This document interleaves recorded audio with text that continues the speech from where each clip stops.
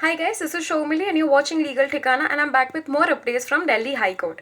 The first is regarding PR Commissioner of Income Tax 4 versus International Coal Ventures Private Limited. On December 2024, Delhi High Court delivered its judgment in income tax appeal titled PR Commissioner of Income Tax 4 versus International Coal Ventures Private Limited.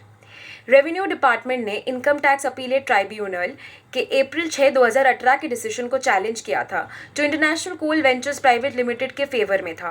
Primary issue ये था कि क्या pre commencement phase के दौरान bank में deposit किए गए surplus funds पर जो इंटरेस्ट इनकम मिली है वो section 56 of the income tax act 1961 के अंडर टैक्सेबल है या नहीं।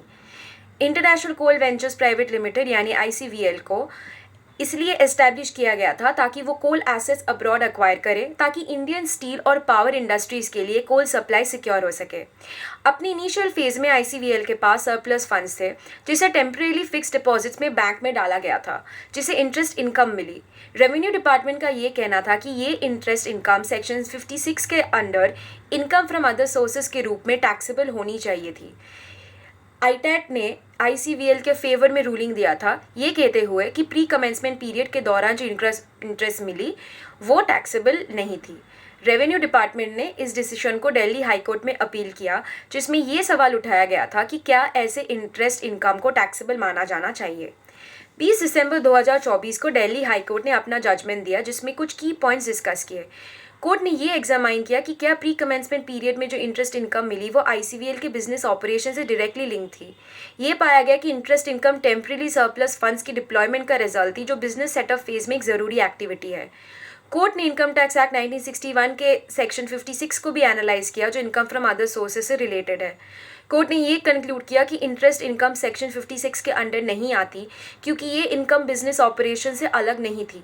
कोर्ट ने प्री कमेंसमेंट पीरियड को बिजनेस सेटअप फेज का इंटीग्रल पार्ट माना और ये कहा कि ऐसे फेज में जो इनकम होती है जो बिजनेस के एस्टैब्लिशमेंट से डायरेक्टली रिलेटेड होती है उसे सेक्शन 56 के अंडर टैक्सेबल नहीं होना चाहिए।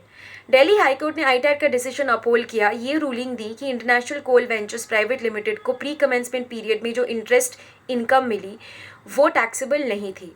ये जजमेंट इस प्रिंसिपल को रीइंफोर्स करता है कि बिजनेस की इनिशियल फेज में जो इनकम जनरेट होती है जो बिजनेस के एस्टैब्लिशमेंट से डायरेक्टली लिंक्ड होती है वो इनकम फ्रॉम अदर सोर्सेज के रूप में टैक्सेबल नहीं होती। ये जजमेंट बिजनेसेस को उनके इनिशियल स्टेजेस में रिलीफ देता है। उनका ये क्लैरिटी मिलता है कि प्री कमेंसमेंट पीरियड में सरप्लस फंड से जो इंटरेस्ट इनकम होती है वो एडिशनल टैक्स लायबिलिटीज़ के बिना यूटिलाइज की जा सकती है। The second case is regarding the protection of Rajat Sharma's image rights. On December 2024 Delhi high court ने एक सिग्निफिकेंट इशू एड्रेस किया जिसमें जर्नलिस्ट रजत शर्मा की इमेज और वॉइस का अनऑथराइज्ड यूज़ किया गया था AI और डीपफेक टेक्नोलॉजी के थ्रू। कोर्ट ने एक इंटरिम ऑर्डर दिया जिसमें उन्होंने शर्मा के पर्सोना को मिसयूज़ करने वाले सभी कंटेंट को रिमूव करने का डिसीजन दिया जो डायबिटीज़, प्रोस्टाइटिस और जॉइंट पेन जैसे कंडीशंस के लिए परपर्टेड मेडिसिन को प्रमोट कर रहा था। रजत शर्मा जो इंडिया टीवी के चेयरमैन और एडिटर इन चीफ है उन्होंने डॉक्टर वीडियोस देखी जो social media platforms particularly Facebook पर सर्कुलेट हो रही थी।